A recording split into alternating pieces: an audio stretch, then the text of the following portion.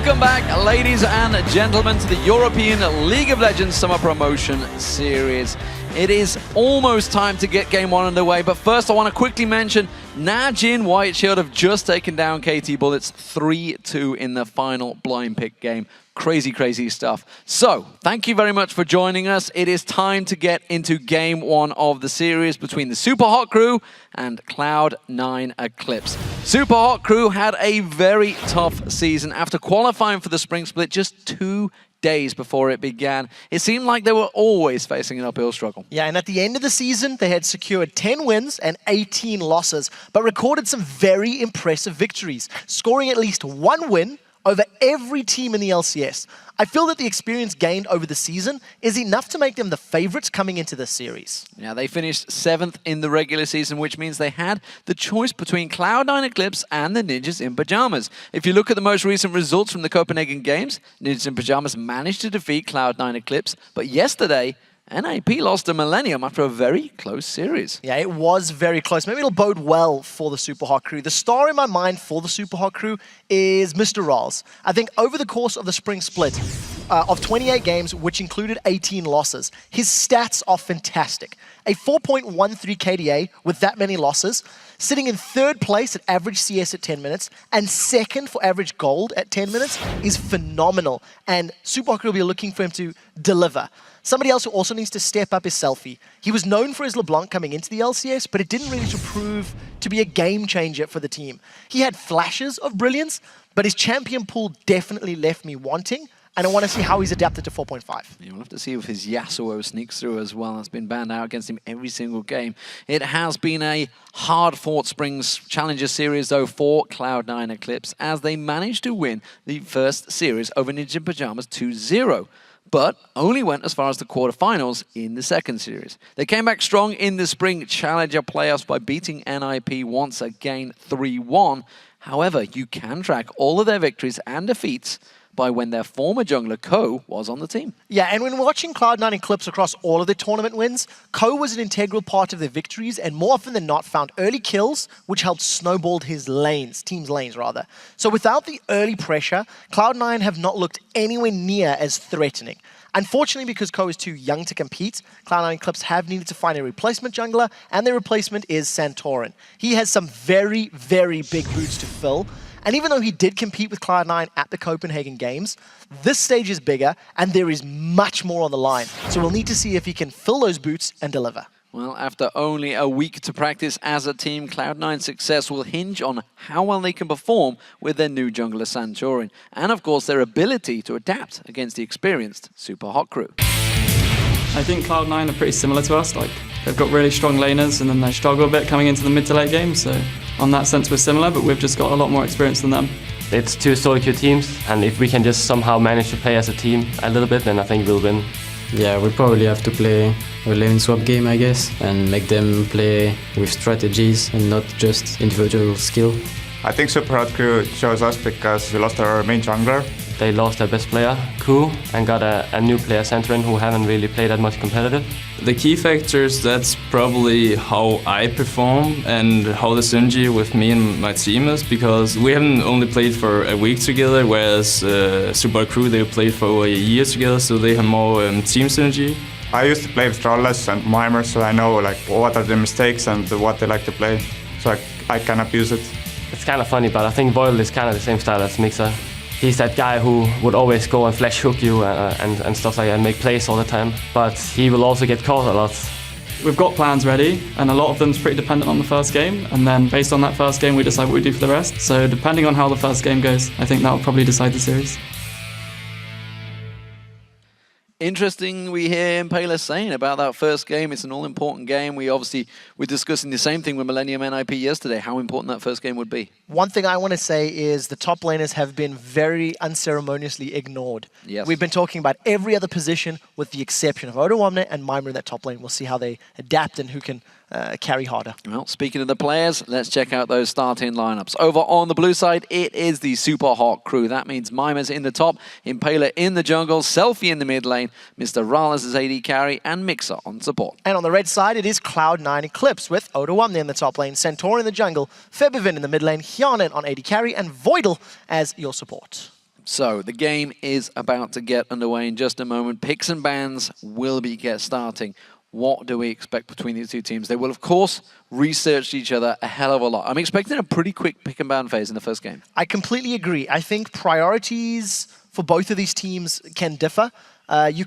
If you were sitting in Cloud9's shoes, you can either decide to try and target Mr. Rals, force him onto something uncomfortable, but he has a very big champion pool, so it's going to be difficult. Alternatively, take away those assassins you mentioned, Yasuo, LeBlanc, and maybe put Selfie on an Orianna, which is what you're looking for.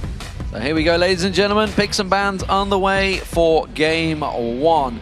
Bans are coming in already, and the first one to come out will be there in just a moment. I'm waiting for it to show. They're keeping us on the edge. I know it's gone through. Is it going to show me? Is it going to show me? No, doesn't seem so. I know where it is anyway, because I can cheat, because I can see it. There's Aurelia. There she is. She suddenly shows herself. And Yasuo. This is the ban I was expecting. Poor Selfie. He's never got to play it since he's been in the LCS, and it doesn't seem like it's going to stay that way in promotion. No, he won't get the chances on it. I actually think targeting Selfie is a smart decision. He did not have very good impact champions once his priority picks were taken away, once they were unavailable to him. We do need to see how the rest of this pick and ban phase does play out. For the time being, the Morgana is the second ban from Super Hard Crew, so forcing Voidal into something else. But Voidal has played a large amount of Leona in recent weeks, so I want to see if he's going to pick something up like that. We'll see how it goes for him. There is the Nidalee ban now coming through. So Cloud9 Eclipse, that's a standard ban, I would say. Nidalee's been very strong. Aurelia also, one of those very strong champions. We saw him playing a big part in the best of 5 series between Millennium and NIP yesterday. It's interesting that Cloud9 Eclipse banned Nidalee away, considering Febiven has such great stats on it. He's 4 games played, 4 victories secured, and a 17 KDA. So it's telling you that Selfie's probably been playing it, and it is actually first pick worthy on the side of Super Hot Crew. So it's quite smart play, and we're still sticking to the trend of denying champions for Selfie. That's 2 mid lane bans. I wouldn't be surprised to see a LeBlanc as the third and final ban. Well, Jax, like you mentioned, was taken, so top laners focused a fair bit. They are the 2 most favored top laners so far, and of course the final ban, there it is, Rise. That's another top laner, or could be mid laner. Selfie's played it in the mid as well, so that's technically 3 centered mid lane bans from Cloud9 Eclipse. This is what we thought. Selfie is going to get focused. Yeah, I think it's the most successful strategy when you consider Impaler's got a wide champion pool. He's added a lot of junglers that he can do well with. Kha'Zix, for example, as well as the likes of his Pantheon and his Vi, which he can fall back to. What I do want to see is how the Super Hot Crew build their team composition. We've seen Mr. Rolls running Draven in the past. The only reason I highlight that fact is if they leave the 80 carry role to later, not locking an early Lucian, maybe Mr. Rolls is going to be confident. Maybe he wants to try and pull it out, you know, get some bank from a passive and try snowball the game. Well, Mixer was fairly proud of his record for most deaths in the LCS. He has locked in Leona, so that is an all-in champion. We'll hope that doesn't continue, but we also see LeBlanc and Kha'Zix getting locked in for Eclipse. So Mixer's never won a game on Leona, 4 times played, 0 victories with that champion. We'll see if he's going to break that trend today. Touching on the Kha'Zix and the LeBlanc, you've got mobility and assassination. Cloud9 have already got the makings of a strong pick composition, and we'll need to see how they round out like their tanky top laner. You still have Dr. Mundo in the pool, who is very strong on 4.5 with the likes of Teleport Heal or something like that. And we'll need to see if Mima or Odoamne want to play it. We're waiting to see what Super Hot Crew lock in. Well, no surprises there. They're making sure Mr. Rales is safe on a comfortable champion. He is very nervous coming to this one. We managed to speak to him before this game, so he's very nervous about this. And as you'd expect all of these players to be, but it is going to be Lucian for him. We're waiting to see whether Lulu is going to get locked in. It is. Now the question is this Mima, who has been practicing it, or is this Selfie? Because a lot of his champions have been banned away from it. A lot of the champions have. Considering how Mima likes to play the tanky champions more so, Renekton is his most played, then Shyvana, then Dr. Mundo at 11, 6, and 6. I'm more expecting Mima to go for a beefy tank and Selfie to grab that Lulu in the mid lane. So there are 2 picks to come in, and it does look like that's going to be the case. Yeah, we'll see whether that one gets locked in. Karma has been picked. That is going to be a support Karma. Of course, you've all seen Bjergsen playing it in that mid lane over in the playoffs, but with LeBlanc in there, it's almost certainly going to be a support. Could have a LeBlanc support, you never know. But this is the interesting one. Graves. Graves has been locked in over in the North American scene and the Korean scene recently. We haven't seen it in Europe just yet, but here it is. And it's really all about the bullying against Lucian. Yes, and he's a brawler, so he can trade with damage with Lucian if you are up close. Get the buckshot down, especially when you're dealing with, when you have the support of the poke of your Karma. But part of the reason Graves has risen in popularity in recent weeks is his passive True Grit gives him a lot of armor and magic resistance. So when you're dealing with champions that want to get in your face, like a Lulu, a Renekton, a Leona, anybody's going to be diving at you, you get all of those free bonus stats. When you have the shields coming in from Karma, those bonus stats apply to the shield, which makes you even more tanky and more difficult in conjunction with the power of heal. So it's a smart brawler pick. What I also like is the power of Karma to speed up and boost the assassins that are already on Cloud9's team. The problem Cloud9 have, if they don't find those picks early on, you're going to be in this position where they've got these pick champions that can't blow people up. Renekton, Xin, Leona, and a Lulu Wild Growth are going to be very difficult to blow up. I feel like Super Hot Crew, if they play their composition correctly, can avoid the burst damage of Cloud9 Eclipse, and we need to see how they handle themselves in the early to mid game. Yeah, well, as you mentioned, that Renekton had been locked in, so he's going to be Mimer in that top lane, sticking with what he knows. Those big brawlers, and Impaler, he's also gone back to a comfortable champion, which is that Xin Zhao. It seems the Cloud9 Eclipse are considering the final pick. At the moment, they are sitting on a Warwick. We'll see whether that one goes through. So I very briefly want to touch on the Renekton and Xin Zhao. Renekton is Mimer's most played champion. Out of 28 games, he played it 11 times in the split. Got a lot of experience on that. Big bully, and also does scale a little better into the late game with some changes to his dominance. Impaler and Xin Zhao has not played that in many weeks. I distinctly remember a 0-8-4 game in week 2 or week 3 of the LCS where he struggled. He did not have the impact. This is the Feral Flare patch, so he is going to have a boost. He's going to be arguably better at doing his job, but Impaler needs to ensure he improves upon his previous Xin Zhao performances because they were not particularly strong. Well, the final lock-in was Odoamne having Trundle in the top lane. We'll see how that works out for them. How do we compare these two teams then? This is the first game of a best of 5. Who has got the advantage early on? I feel like Super Hot Crew have got a very good composition to deal with Cloud9 Eclipse on the condition they don't give up kills early. There's a lot of abilities to get rid of the assassins and knock Cloud9 Eclipse away. Wild Growth is going to save you. Solar Flare can save you. Dominus can bring you back to life. If Cloud9 get ahead, I just want to say the Cloud9 Eclipse composition is a next to exact comp that Cloud9 North America, the actual LCS team, has run. Myself and St. Vicious were talking about the Trundle with the assassins and saying, how does it really work? And the theory is that Trundle is going to hold people in place with his pillar, buy time for Kha'Zix and LeBlanc to execute somebody. And assuming they do that properly, then Kha'Zix will have the resets and Distortion can carry on chasing. And carry on running through the teams. We'll see how it works out, ladies and gentlemen, with the first match ready to go. Let's see who you think will win this series and enter the LCS. According to LLesports.com, you've picked Cloud9 Eclipse by 74%. That is a big vote for the Challenger Series team. It is very big, and I would say I would agree with it had Ko been on the roster. I think with Santorin in there, and considering they lost to Ninjas in Pajamas last week at the Copenhagen Games, I think it's probably closer to 60-40 in favor of Super Hot Crew, but we'll have to keep tabs on the Twitter voting as we get to it. So here we go, ladies and gentlemen. We are getting game 1 underway of this promotion series. The Super Hot Crew fighting to retain their spot in the League of Legends Championship Series. Meanwhile, Cloud9 Eclipse on the red team are looking to get themselves in there and maybe fight for one of those world champion spots, which of course the summer is all about. So, level 1 play. What do we see from this one? Of course, I would give early advantages. Actually, no, it's pretty even, I would say, level 1. Yeah, there is a fair amount of crowd control. Voidal is very aggressive. I think he's moving into the jungle and gets away with a flash. Yeah, just a bit of poke, bit of flash, but that summoner spell used already. That may give a visit for Impaler. He must see whether he decides to go down there. More importantly, whether they're going to stick with their standard meta, whether they're going to go that 4-0 split push, which we've seen so many teams running. Super Hot Crew are less likely to do that, I think, because they don't have a teleport on Mimer. If you look, Odoamne is running teleport on that Trundle, so if they want to go for the lane swaps and the shenanigans, it's immediately going to put Cloud9 Eclipse in a more advantageous position. On the rest of the summoner spells, that's 3 summoner heals for Super Hot Crew. They want extended, prolonged team fights because Lulu's going to do great the more glitter lances you can get off. Renekton, the more time he has to bully a team fight with all of those summoner heals will be great. So assuming Super Hot Crew don't mess up those summoner spells, they should actually come away from this laning phase in a pretty good position. Clearly debating about this late invade. They're not sure which way they want to go. Looks like it's going to be the bottom way in towards there. We can see Mixer and Mr. Rales are down in this bottom half. Mr. Mixer is sticking around in that bush, although he's just moved away.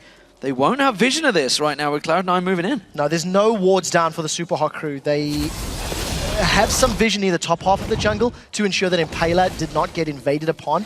But Santorin with an early advantage, going to grab himself that red buff. He's backing away. He's not going to go towards the enemy red buff. It looks like he's going to move towards it. It looks like Cloud9 may have stolen advantage early on here. Let's see.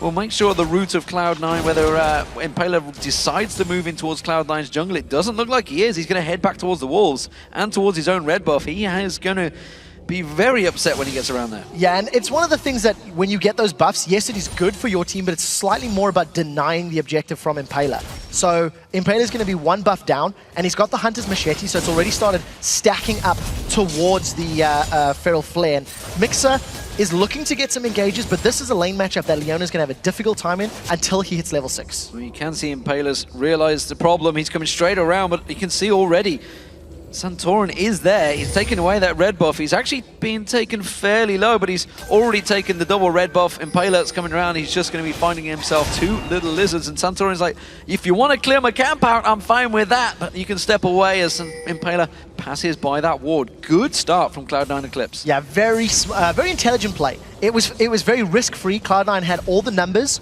on their side, so had Impaler gone for a delayed invade, he would have run the risk of being collapsed on by Odoamne and Febivin. So at the end of the day, he has lost a lot of time because he ran from the bottom half of the map to the top half of the map, and he's lost his red buff. So we'll see how Impaler does. Going to be counting his stacks once he gets that Wriggles Lantern and keeping track of how quickly he can get Feral Flare. Remember, it is 4.5, so it's 25 stacks to upgrade, not 30, which is currently on live. Impaler is being read like a book as he passes by yet another ward. They know that he's potentially in this lower half of the jungle, which is why we see Cloud9 Eclipse just stepping away ever so slightly. Top lane, we haven't had a chance to talk about that too much. Mima has a fairly sizable advantage. Odoamne will happily farm on his turret though, so he'll keep that in his favor, and honestly, he's playing very safe right now. Yeah, you have to. This is a matchup that Mima should start bullying Trundle. We'll see how aggressive he plays it, but you know, it's something we see over and over. We'll get to that in a second as Impaler is coming in the bottom lane. Oh, that's aggressive! Flash Zenith Blade onto Voidler. I'm not sure if Impaler's going to get involved in this one. There's the exhaust. He does get the dash on towards him. 3 talent strike. Is he going to land enough? I think he wanted to bounce Yanan. Meanwhile, Selfie in the mid lane. He gets pounced on. Forbidden does take him down with Santorin. A fantastic back and forth action and a 1-for-1. And we talked about in the pre-game how important Mr. Riles was going to be for Super Hot Crew. The first gank from Impaler is on the duo lane, ensuring Mr. Riles gets first blood, gets the kill credit. You go back to pick some bans. Cloud9 Eclipse banned up 3 mid laners. Selfie plays Rise. Cloud9 gank their mid lane to get Forbidden a kill early on. So it's a very clear strategy from both of these teams. And the question for Super Hot Crew is, can they ensure they don't give Febivin more kills? Because if Febivin on LeBlanc is finding those picks, he's going to create a very difficult situation for the Super Hot Crew. Well, Mima might find himself getting paid a visit by the flying Kazakhs. At the moment, Santorin is ready and waiting to pounce in there. Odoamne happy to pull him closer and closer towards that turret, which is happening. He has got the pillar, remember, to slow his pace down. He's just waiting to pounce in towards him. Yeah, we're going to see coming in, look, this red buff as well. Mima's in trouble. Comes around, there's the pillar of ice, does manage to get the unseen thrown on him as well. Another hit, but he uses a good slice and dice across the minions and flashes to make sure he's clean. Successful gank. Even more importantly, the way Santorin has played, within 5 minutes he's had 2 successful ganks, is immediately telling you he's filling the shoes of Ko. Mixer's going very aggressive, he's caught Yanan. He's diving on towards him, but the shield comes down from Voidler. I don't think they're going to have enough to turn this one around, but it's good harassment nonetheless, and Mr. Ral is trying desperately to get himself a small advantage in that lane, but at the moment, it's Yanan in the lead. So thanks to the early gank from Impaler, Mr. Rals and Mixer have the opportunity to play more aggressive in that lane. Mixer at level 4, he's got his spell reel all except for his ultimate, and he's going to keep looking for Yanan. Effective HP is sitting with Mixer and Mr. Rals, so if they catch Yanan again, they can keep going and keep trying to force Yanan to blow his summoner heal or his flash and push him out of lane. So Yanan's in the lead, of course. Mr. Rals did get that first blood, so he did get himself a fairly sizable advantage on that one. So at the moment, these two are fairly even. Selfie was taken down when that heal was used up by him. Of course, the ignite from Forbiven early on. Forbiven, known for his Riven, but hasn't been able to play it in a very long time. Wasn't even banned away in this one. It's just simply not in the meta for him anymore. I'm officially not talking about it anymore. Well, he used to be a top laner. It's so, true. I mean, And it doesn't get a chance anymore. Forbiven, every time he comes into one of these challenger games, we talk about it because we're secretly hoping he plays it. Yeah. And you hit the nail on the head. It's really not in the meta. I personally think Forbiven's strongest champion right now is the Nidalee that we touched on. Played it through the Challenger Series playoffs, and he really hits a lot of spears. Santorin with another gank. Mimer's got no flash. We'll see if he can get away. He's just going to get a lot of damage on him. That's what he's going to have.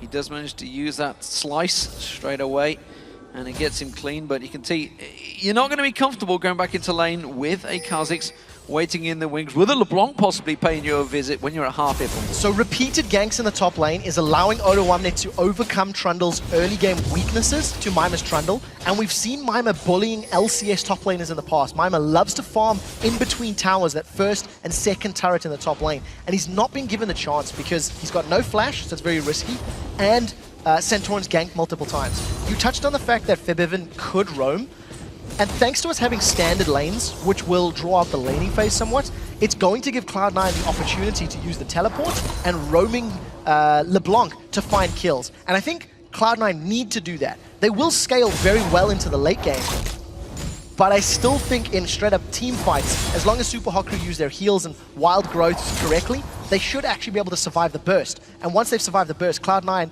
are not going to be the greatest in those prolonged, drawn-out team fights. Another thing to keep our eyes on, other than his top lane, which is a brawl back and forth, is those junglers. Impaler, of course, now going towards that Feral Flare. He's going to have to get 25 stacks. We are still only on 4.5 here, not the 30 stacks at the moment, but it's going to take some way to go. You can see it's 11, I think it was there, just spotted out. Meanwhile, Santorin going for a very different build, obviously going towards the Elder Lizard, I believe he's going to head towards. Impaler will actually get his second red buff now that it is spawned.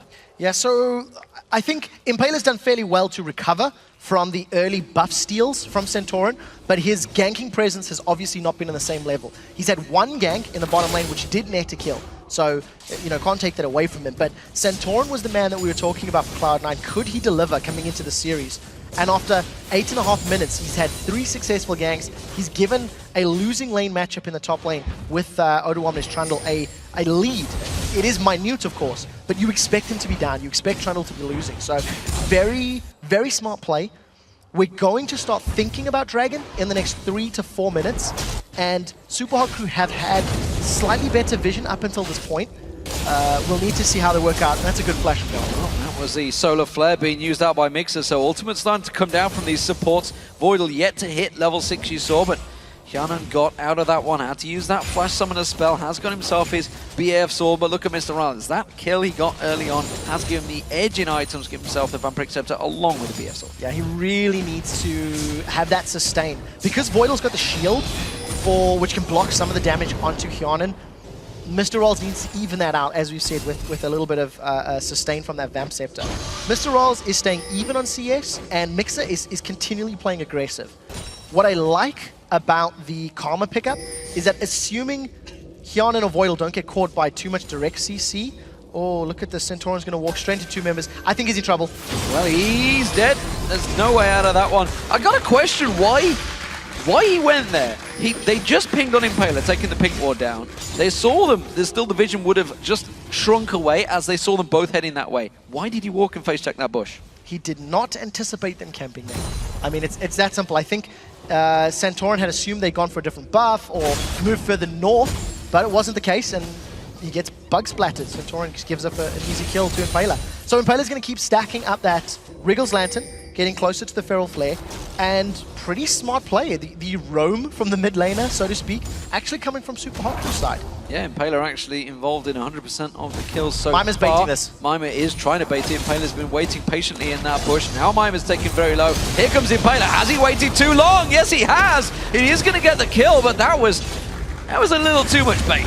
Yeah, hung around just a tiny bit shorter than he should have. Didn't anticipate the burst from Subjugate and the Bilgewater Cutlass, plus the chomp coming out of Odoamne. So instantly bursted through Mimer's Renekton. That is also a perfect example of how the level 1 Dominus has been made weaker on patch 4.5. You have 100 less hit points on the rank 1 ability. So you could argue that 100 HP difference maybe could have allowed him to survive that gank. Regardless, Mimer goes down, second kill to Impaler. To practice a little more there, or maybe he was just waiting for Impaler to come in a little bit earlier. Yeah, let's blame Impaler. He could have come quicker, right? It's his fault. always blame the jungler. I mean, it's the easy get out. So far though, Impaler 2-0-1 working out very well for him. We do see Mr. Rale's gone back, got that Bloodthirster now completed. He's going to start stacking that one out. We do see Hyanan now backing off as well. We'll see whether he does the same. He did go for those boots earlier on, of course, along with that BF sword. This time around, Santorin is lying in wait to try and get on towards Mimer. Remember, there's no Dominus from Mimer this time around. No, there's not, and there's no defensive stats. Mimer's gone for a Brutalizer as a first item, which is kind of interesting because, yes, it is an aggressive item. It's not necessarily going to help you with lane pushing like a Hydra would, but it's going to allow him to maybe out-duel Odoamne because he doesn't have as many defensive stats to be stolen away.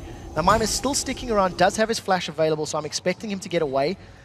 I'm on the assumption Forbidden doesn't come in from behind, because that could be a very scary 3v1. Forbidden is warded out the blue buff, so Cloud9 continue. Actually, they're going to tower dive on this one, and well, Mimer forced the flash away, but he gets out safe, and that was a tower hit for Cloud9, but they're not too worried about that. They've got a good stack of minions, but Mimer's going to stick around for now. So Santorin has only ganked these solo lanes, mid and top. Still thinking about going for the tower dive. Remember, there was a ward placed here by Febiven. So Cloud9 and Clips have got full vision, and this is going to turn into a 2-on-2, probably 3v3 as Mimer looks to be rotating. We'll see. Spites up. Nope. No, not this time. Santorin fail jumped and didn't quite time it right. That was quickly taken away and secured by Super Hot Crew. Odoamne is taking some more hits in this top lane. His Subjugate is down, his ultimate. So that's not available if Mimer starts to get a little bit more aggressive, which he seems to be. Selfie managing to try and turn some of that aggression from Forbidden around, quickly turning him into a little pinks. Yeah, there's not much kill pressure in that lane. Unless one player completely misplays or gets caught off guard, there are so many tools available for both individual champions to get away from one another. I want to touch on those items really quickly. The Brutalizer, as we said, by not building defensive stats, Odoamne's Subjugate's not going to steal defensive from Renekton. On the same token, up until this point, Mr. Ralls had actually picked himself up a Mana Potion, which is somewhat untraditional for AD carries, but it just signals how aggressive he wants to be in that lane. And we also see Ionian Boots of Lucidity for Selfie. So he's going for a lot of cooldown reduction very early on. Mimer, no flash, here comes Santorin. Yeah, Santorin stealthing his way in there, gives him that speed boost. Oh, but Mimer has no flash available this time around. He should close the gap. There's the stealth, the ultimate, managing to close that gap down. And a quick taste of fear from Santorin finishes the deal. So Impaler has not been in position to counter gank any of those ganks yet. They've been trading one gank for one gank, and Mimer is continually being camped, continually being shut down. Remember, Renekton, while he will scale somewhat better into late, Odoamne's channel is going to do better. The kill in top has allowed Super Hot Crew to secure an uncontested dragon though. Yeah, fantastic turnaround. Super Hot Crew reacting very well, knowing that jungler and top laner are a long way away. It will be the top turret though for Cloud9 Eclipse here. Odoamne happy to finish this one out, just letting those few last minions go down before he finishes the turret out. Feral Flare completed by Impaler. Also picked up that Hex Drinker as well. Impaler so far doing very well in the jungle despite that rough start. Yeah, and he's just stolen the blue buff as well. So Dragon secured, blue buff secured, going to steal away this Wolf Camp as well. With the Feral Flare locked in, and considering you're going to have a somewhat of a damage Renekton, Super Hot Crew could try to set themselves up for a Baron a little later on. There's so much sustain on Zinzao. We should also mention that's a pretty damn early Feral Flare as well. That was within 15 minutes. That's not bad going, considering he had no red buff. Yeah, so straight up lanes, 2v2s, 1v1s, means Impaler has more time to farm his jungle. I would argue at this level, 13 to 15 minutes is the expected time frame in straight up lanes. And it's something that I know I was talking to Saint Vicious, and maybe we can even get Dexter to comment on a little bit later.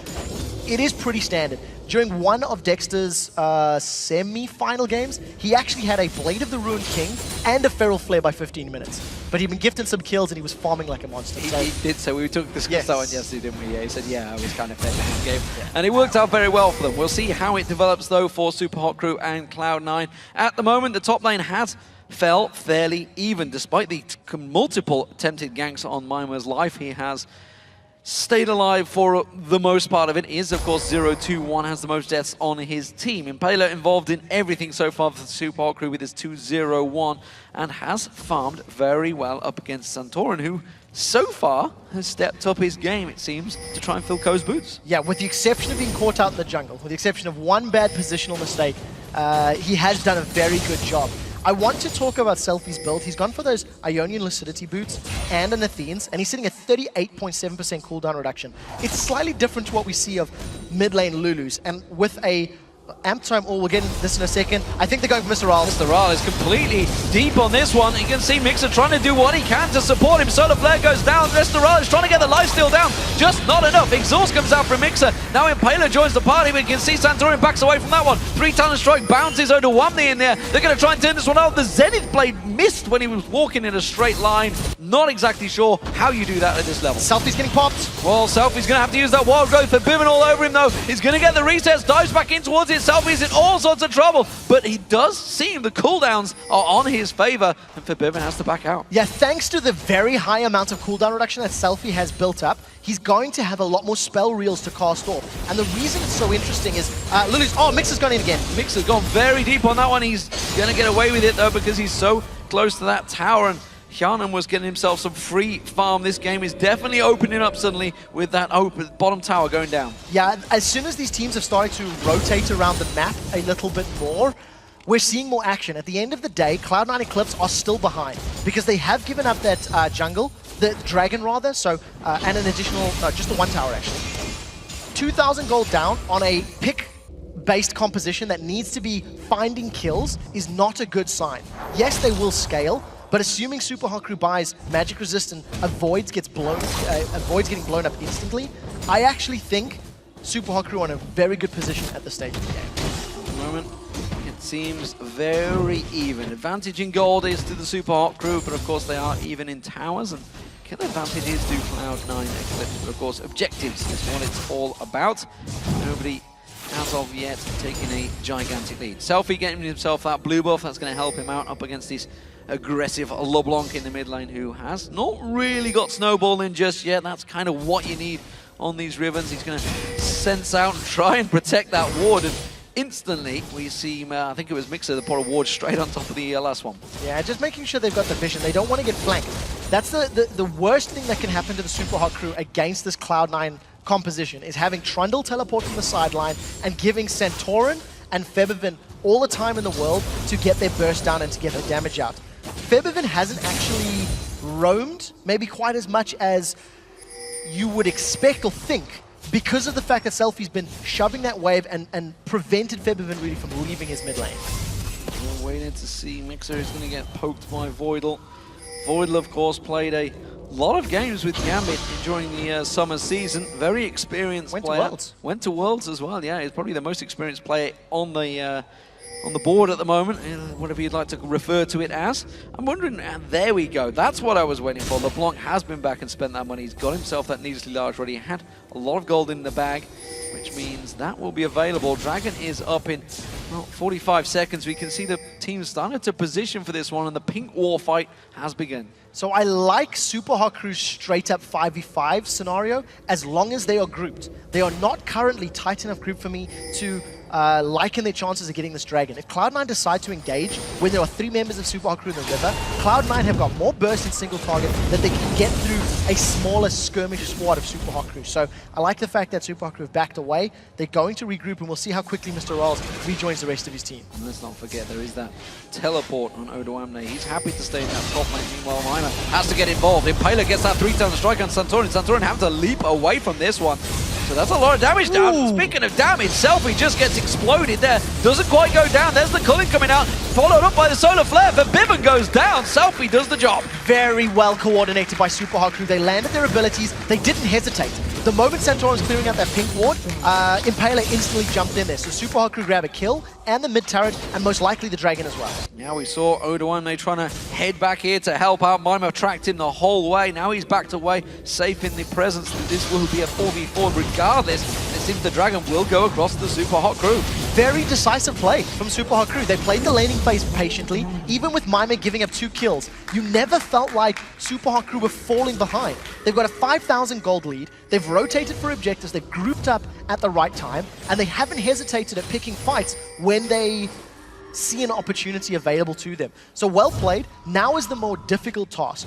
How do they get past this last outer turret and start pushing into the inner jungle? If you look at the vision for Super Hot Crew, it's very good in and around the Dragon Pit. They need to extend that, push that into Cloud9's half of the map, and then get control of the game that way. And this is something we saw yesterday. Once the current LCS teams, they're trying to fight to get back in towards the summer, but they've been dealing with these rotations for the last 28 games. The promotion series teams that are coming through, the challengers, Cloud9 Eclipse, the NIP yesterday, and of course we've got Denial coming up later, really haven't had a chance to deal with these rotations. And I'm thinking towards maybe the Copenhagen Wolves later. They are one of the biggest teams that does rotations. This is going to be really hard for these challenger teams to compete with because they don't get a chance to practice it. So 2 things that I want to touch on. Copenhagen Wolves in the next series, not only are they good at rotations, they are the best LCS team at 2v1s because they do it so often, and this is a meta where you can get away with that. Going back to Cloud9 not having to deal with rotations, no, because they played ninjas in pajamas for the last 3 months. Yeah. Don't rotate around the map. So, you know, they're in this mindset where you can see Cloud9 are being outpositioned. Probably we're being a little too harsh because it is only game 1 of the series, and we need to see them find their feet, you know, warm up, get into the groove, and try and predict what Super Hot Crew are doing. I do want to touch on the item build from Selfie. It looks like he's building a Deathfire Grasp, and Athene's Deathfire Grasp is not a Lulu build we see ever. So we need to see how effective it is. For the time being, it's working out. We'll see how aggressive it is. Maybe trying to face the aggression of Febiven on that LeBlanc. Trying to counter it. So it looks like Hyanen's got himself some free time on this turret. Mr. Rollins is heading down here, but I think it's going to be gone before he even gets close. And there's a big wave of minions. Don't think he fancies a straight up 1v1 fight. Now the teleport's coming in. Odoamne is there as well, just to support. Wasn't really a required teleport though, Maya. Yes and no. The teleport, I think, did save Hyanen. If you notice Mix's positioning and Mr. Rolls, they could have jumped onto Hyanen to get the kill, but now the teleport is down for the next 2.5 minutes rather, because it went 2 minutes. Now Super Hot Crew groups up in the mid lane. You see Mixer is zoning 2 members of Cloud9 and they're getting some auto attacks on the tower. Speed and rotations, full effect right now. Cloud9 Eclipse going to try and counter this one. Odoamne now realizing he's maybe putting himself in a dangerous position. That was almost certainly Hyanen they focused on, but they'll be happy to cut some damage down towards Odoamne. It is Super Hot Crew now in all sorts of problems. Mima taking the big damage there. Santorin trying to use that stealth, trying to get his advantage, trying to get in position, trying to get some claws on towards that carry, but it is Super Hot Crew going back in there. There's going to be the ultimate coming out. Odoamne getting focused on. He's taking a hell of a lot of damage for the tankiest member of the game. We proved he hasn't built tank. That's going to be Santorin. He's going to get caught out. 1 kill for the Super Hot Crew. They're trying to get on towards Hyanen. Hyanen's going to run for his life. He is the brain of the team, it seems, but this time around, he is going to have to try and use some brawn to get out of that situation. Super Hot Crew's composition works out flawlessly. Nobody gets burst down. They've got heals. They've got knockups from Wild Growth. They've got knockaways from Xin Zhao's Crescent Sweep. If you look at this team fight, this is exactly what the Super Hot Crew wanted. They managed to keep themselves nice and tightly knit. The knockaway forces Cloud9 to reposition and try to pick a target. They're trying to focus Impaler. Mr. Rolls has gone untouched for the entirety of this fight. And look at Santorin. He recommits onto the jungler while Mr. Rolls is just sitting there hammering away from the middle of the fight. The longer these fights go, the more spell rotations both Renekton and Lulu are going to get off, and the better the sustain from Impaler is going to be. He's got a Randuin's Omen, Hex Drink, and that Feral Flare. With his W, he's going to be healing on hit a whole bunch of HP, and I don't think there's enough sustained damage from Cloud9 to deal with him, let alone the rest of the team. And while that was all happening, there was the middle inner turret going down. Super Hot Crew manages to secure that one after that fight, so they gained an objective as well as some kills, and that's of course giving them a 6,000 gold lead. Blue buff, that's going across towards Forbidden. He needs that, he needs to start making some plays in this mid lane because currently Super Hot Crew are definitely forming as a 5-man unit very effectively. 6,000 gold. They've got that inner turret. We talked about how Super Hot Crew needed to get some deep vision. they've got some wards on Cloud9's side of the jungle, and by zoning, by forcing Cloud9 and Clips away, if you go all the way back to Odoamne's teleports in that bottom lane, that forced him and Hyeonin to be on the opposite side of the turret that Cloud9 wanted to defend, which allowed Super Haku to funnel them and channel him into a lane where they could start a fight. The one thing that I think I'm taking away from the both teams' play is Super Haku are forcing Cloud9 to dance at their beat, and that is what is allowing Super Haku to win these objectives and these rotations and get this nice lead that they've built up. Well, they've done this against some of the best in the business. They've beaten every single team, including the likes of Fnatic and Gambit. And of course, SK Gaming, who managed to finish first in the league overall. The playoffs went to Fnatic, and they have taken a victory off every single one of those teams. So Super Hot Crew, they certainly know how to play League of Legends in the European scene, and Cloud9 Eclipse are currently being treated to Super Hot Crew, who themselves admitted they were nervous coming into this game. They are going to be very confident with the way they're playing right now. Yeah, this is one of the more patient control games we've seen, and Super Haku just keep extending the lead. I want to touch on Selfie's build again. With the success, I feel, of those last few pushes across the map, Selfie's actually completed his death cap, so this is the more traditional build that we've seen. I got all excited that he was going DFG. Maybe it was a bit too quick, maybe this was always the game plan, or you could theorize with the dragons and the towers, he got more gold so he could just complete his death cap quicker. We will never know unless we interview him, so we'll just have to keep our eyes on that. Regardless, another dragon goes the way of Super Hot Crew. Maybe just double-click the Fiendish Codex by mistake. But you know what? It could be that simple, right? It could be that simple, and maybe I'm just reading way too much into it. But who knows? Who knows? Baron is being started, 27 minutes. And, well, we do see Cloud9 moving to this one. Look how quickly it's There's going not down. a lot of vision, I've got to be honest, over that pit wall. Now they see that ward going down. They're going to come around. Voidal might get caught out here. Impaler can jump on him. He does get the 3-talent strike. There's the bounce in the air. That is a good cover-off, but Solar Flare is going to stop him in his tracks, and that support Voidal is down. Yeah, he just got caught out of position. The engage power of Xin Zhao running at you when you get the movement speed buff from Lulu, which scales on your ability power, you are not going to get away, even with Karma, who is actually very quick. There was an exhaust there for Voidal, he didn't waste it. They might jump on Central, and there are a lot of dashes. Selfie's going to zone. Selfie finds him. There's a little poke. They want to take the Baron down this time around. They may have to peel off once again. Baron down to half hit points. The Bivin is, of course, looking to try and get a good distort. If they group up like that once again, he'll take a big chunk of damage on towards him. He's not too weak. There he goes in towards the pit. The Baron, though, goes across to the Super Hot Crew. They're going to try and turn, and they're going to chase. No, I think they're going to be wise to back away. And again, just control play. Super Hot Crew just timed. They didn't burst down the Baron quickly. They waited until Cloud9 were in vision, and then when they realized the steal potential wasn't there, they just finished it off. I think this is just really decisive, intelligent play from the Super Hot Crew. The magic burst of Forbidden. We do see Impaler now completing the more Mamordius, taking that Hex Drinker in towards that one. He has, of course, got their Rannian's Omen. He's had a while, and that Feral Flare, which was stacked up high. So, Super Hot Crew currently in a commanding position. 9,000 gold advantage. 4-2 in turrets, and you can see across the gold, the spread of it all. They have around about 2,000 gold advantage over most members, most of their lane partners. The only one that is fairly close, I would say, is still those two top laners who we saw going head-to-head. That was where Santorin was focusing, and it has kept Mima down compared to the rest of his team. Yeah, it really has. The problem is, because of how far ahead the rest of Super Hot Crew are, even though Odoamne is even, he can't sit in the front line. He can't sit there and get beat on by Xin Zhao, Lulu, and Lucian. He doesn't have the ability to sustain through that damage. Trundle is going to do pretty well at the split pushing with his Blade of the Ruined King, but truthfully, I just think Super Hot Crew, they've shown a tendency to dive and engage, and with Xin Zhao, Lulu, and Leona, they can go under a tower if they want to. Pink ward they just put down Super Hot Crew wasn't quite in the bush, so they can't see the ward that's in the bush. It's a bit of a mistake, that one, but these shouldn't be too effective. The ward's timed out anyway. So that's all good. That's a little unfortunate. But we do see Super Hot Crew getting that deep vision. It's what we talked about. With the information at their disposal, they can just push on this inner turret, and I don't think Cloud9 can defend this. Oh, that's a Solar Flare as well. Good poke. Solar Flare doesn't really land. It separates the rest of Cloud9 and does enough to drive them away from the tower. That's all they wanted. It's another turret down, another inner turret down, more importantly. They're going to rotate around and see what they want next. Bottom tower, blue buff to bottom tower would be my prediction. The minion wave is pushing towards the Super Hot Crew, so somebody needs to go and shove that back up.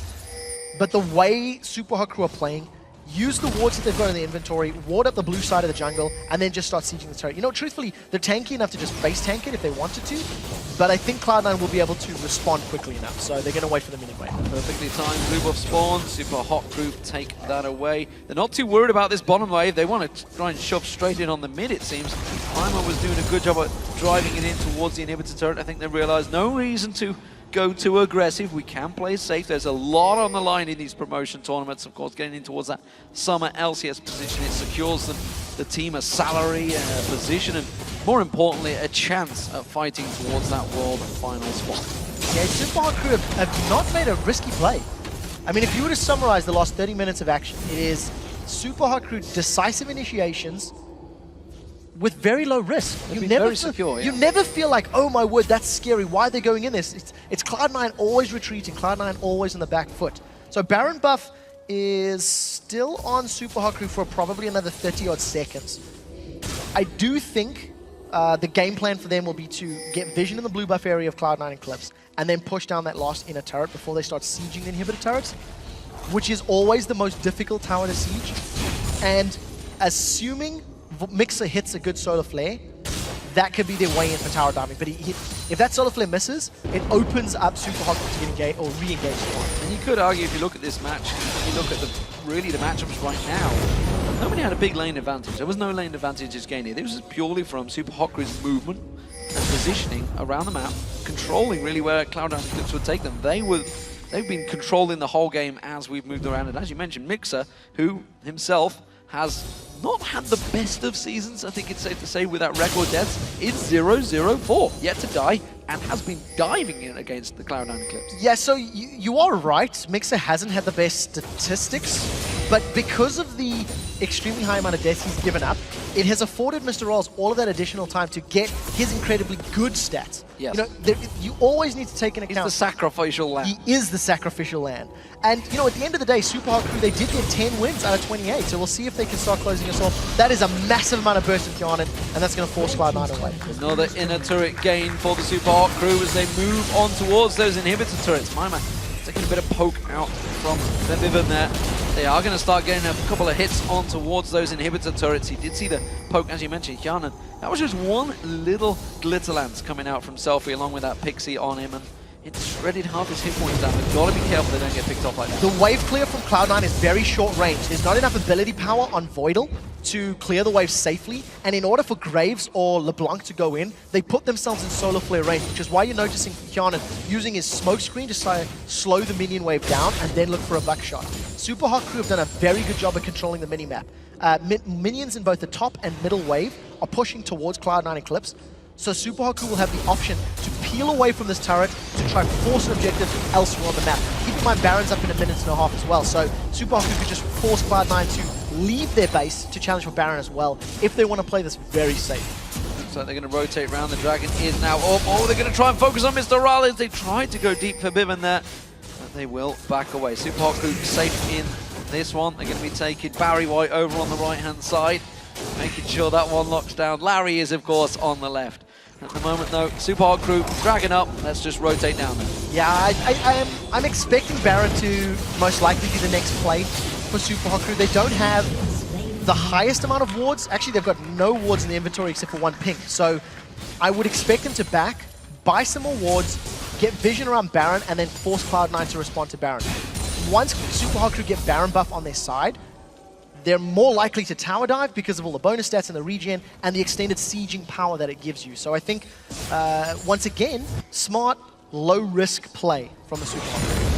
Everybody from the Super Hot Crew backs the base, spends up the gold, and moves back into position for 30 seconds until the Baron spawns. Pink Ward is still residing in the pit. That's not going anywhere because Cloud9 and Clips have not been able to get around there and clear it out. They've got the vision around the back of the pit, but nothing quite in there yet. Just that one ward, which will get swept out in just a moment by Impaler. So I want to touch on an item that Mixer's picked up on Leona. He's gone for the Warmog's armor, which has given him a very big chunk of HP. More importantly, the benefit that that's going to give you with Face of the Mountain, he now has a 400 hit point shield that he can put onto Mr. Rawls at any given time. Mr. Rawls only has 2,200 hit points, so that is a very, very effective shield. We'll see if it comes into play in this next team fight. As we touched on, vision in the side of Cloud9, I don't think there's enough for Super Hot Crew, but they've got enough to work with as they've got Baron down to about half HP. Voidal getting the poke in there, Mima running interference, getting blocked off. There's the Pillar of Ice already being used up here, but this Baron is dropping. The Bivin comes across there. He tries to cause problems. There's going to be the Baron going down. That was locked in by Impaler. Now the rest of Cloud9 get decimated by the Super Hot Crew. You can see they're trying to capture on towards it. Santorin, he's going to run for his life. That's a double kill being picked up by Mima. And well, they're just swept aside as the Super Hot Crew move towards his top inhibitor turret and maybe try and lock onto Voidal. Oh, the Glitter Lance catches. He's in trouble. That's going to be gifted across. Who will take it? Selfie will finish. Selfie on Lulu is doing work for the Super Hot Crew, but the reason that team fight was so effective is Super Hot Crew landed a solar flare that locked up members of Cloud9, who then all got knocked up by the Wild Growth. If I'm going to be completely pedantic, they stacked it a little much. But the fact that Cloud9 were so tightly knit and so tightly grouped for the steal, Super Hot Crew just gave a flawless game 1 in the series. Fantastic start to the series. This is a best of 5, remember, but Super Hot Crew already looking very confident in this early game. It's a 37-minute victory, ladies and gentlemen. Let's not take too much away from this one, though, because NIP locked down their first game in 35 minutes. And they ended up to losing 3-2. Super Hot Crew got to be careful with their confidence as they move into game 2. But it was a very, very strong start from them. Great rotations throughout the game. I completely agree with you on the confidence point.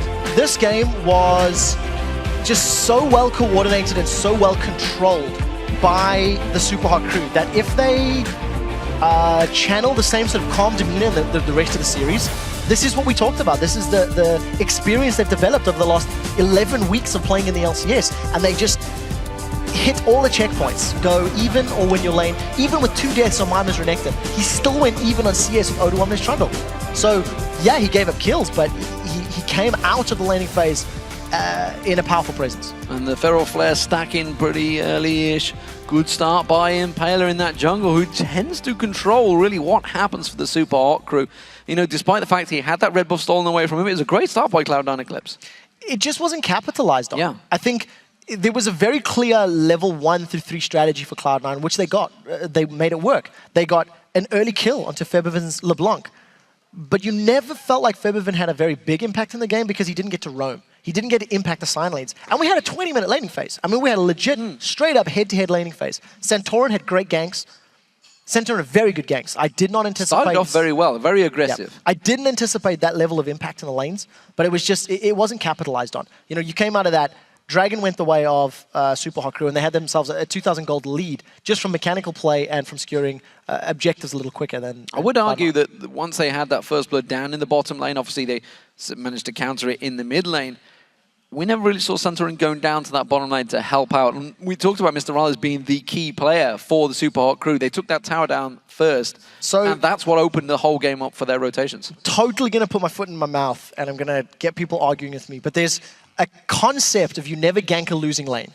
Because if you gank a losing lane, it can get turned around on you, or there's the possibility of a counter gank.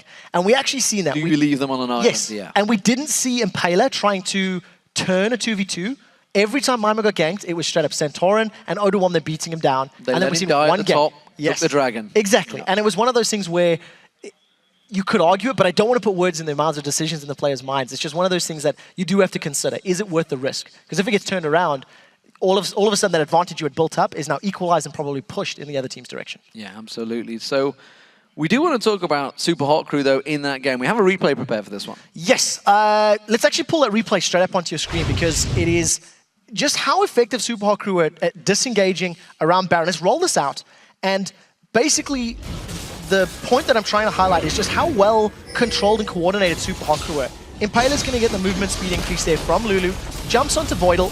Solar Flare was even anticipating a flash or a movement speed ability there on the side of Voidal. And the no hesitation, in-your-face play that was low risk is what allowed Super Hot Crew to win that game. Well, I mean, if they'd have tried to counter it, which is probably what they were expecting with that Solar Flare going down, they would have all gone straight into that Solar Flare. Of course, send your favorite moments from these games our way by tweeting them to @LOL Esports and using the hashtag LCS Big Plays. Fantastic stuff. Great start by the Super Hot crew. Cloud9 Eclipse, how are they going to try and counter this? What are they going to do to get themselves back in the groove? Picks and bans needs to go a little better. From Champ Select, I felt like Super Hot crew had the tools to deal with the pick composition. And if you're going to go for that, yes, you can still win with it. You can still make it work. But then you need to play aggressive and capitalize on when you have power spikes. I don't feel that Cloud9 Eclipse did that enough. So more decisive, aggressive play based on your composition, I think. Well, as the players discuss what exactly they have to do for the next game, for now, let's check in with Shox, Deficio, and Dexter for more insight into that last match. Thanks very much, guys. Now, at the beginning of the day, we were saying Impaler has to do good, Mr. Raleigh has to do good for Super Hot crew, but I thought that as a whole, they just did everything as a team a lot better than the other team. What do you think they particularly excelled at in this matchup, Dexter? I think Impaler did pretty good this game, and also Mr. Wallace did good, but I don't agree with the Renekton pick without TP. I mean, they lost the level 1 really hard. Like, I think it was a misplay from C9 because they had 3 buff start, and it was all because of the TP. Like, if you have a TP at top lane, it's really easy to just secure 2 buffs, and yeah, if you don't have it, you are at a huge disadvantage. So that puts them into a position where they were like forced to actually farm up on the jungle. But yeah, he didn't get punished fast, like hard enough, I think, and he was 2-0 or something. And yeah, Xin Zhao beats Kha'Zix actually in the jungle. So I mean, yeah, I think it was just overall underperformance from C9. I have to agree. I mean, Super Hot crew as a team, when it came to team fights, when it came to moving around the map, vision control is the thing we talked a lot about upstairs. They were just a better team, in this game at least. Take the Dragon fight, which was actually one of the deciding ones, where Super Hot crew gets a few kills. They have 3 pink wards, and there's nothing from Cloud9. There's no vision, and yet they walk down, the fight starts, and Super Hot crew wins it. And then with the comp we have for both teams here, again, we talk about how LeBlanc pick, once you actually fall behind against the Lulu mid, and also against like the front line, with Xin Zhao, with Renekton, and with, of course, Leona as the support, like it's very hard for him to kill anyone. So he actually became pretty much a non-factor when it came to team fights, and also meant therefore Super Hot crew just a full control. Yeah, and if you don't have any vision control, how are you going to get those picks off as well? Let's focus maybe also on that mid lane matchup a little more. We saw Selfie going for Lulu, going for a maximum CDR Lulu to make a huge impact on the game. What did you guys make of the build? I don't think that build is good. It didn't make any sense to just rush Lucidity boots, and then he had the Codex too for like 30% cooldown reduction, and then the Morello Nomicon on top of that, blue pots and blue buff, and I thought he was playing Earth mode with like 80% cooldown reduction. So. But it worked. Yeah, they won the game, but just remember as well, with the changes to Lulu, you can't do the double glitter lance anymore. Normally you needed, I believe it was like 28% CDR and you could do the double one. You can't do it anymore, even with 40% or 75%, which yet, of course, it caps at 40. So his build didn't make sense in this case. Obviously, they won the game. Yeah. He got there. We thought he was going to go for the DFG. He went for Def Cap instead, luckily, which worked out really well for him. Also helped again to destroy the burst from LeBlanc here. The Lulu pick was good. The build, kind of. Not so much. Looking at that game, as we said before, we think that Mr. Raleigh might come up huge. He didn't even come up huge in this game because he didn't have to. Does this spell bad news for C9 going into the next game? I think they might have to ban Lucian. I think Lucian is just, like, why would you give the best player the best hero on that position? And I think Mr. Wallace is really good on Lucian, and if he has to, he can just carry the game from that position because, yeah, I really like Lucian into LeBlanc too, and like you can just juke out the W and then one-shot her. There's nothing LeBlanc can do, and yeah, I think overall a Lucian ban might be needed, but people think that Graves is actually really good against Lucian, but if you're really, like, it's a skill matchup, but I think Lucian has the advantage in every matchup, so yeah. So from what we've seen here, the Fee Show, how do you think game 2 is going to go? Well, I think if Super Hot crew, if Cloud9 Eclipse goes for the same kind of comp with this double assassin, the jungler being assassin, and then the mid laner, and they don't fix the vision control, I think they're going to be in for a very hard game. I would actually like to see them go more for a teamfight comp or heavy push comp, for instance, like a lot of wave clear, so they can, I know it can be boring, extend the game, and then like to focus on team fights and don't rely too much on the vision control. I think that could help them out, unless, of course, they come in this game and just fix it completely. have great vision control and get the picks they want. Well, we will see, of course, in the next game. We'll set up the Rift for our next match, which means you can top off your HP, but stay close, because next it's Game 2 between the Super Hot Crew and Cloud9 Eclipse.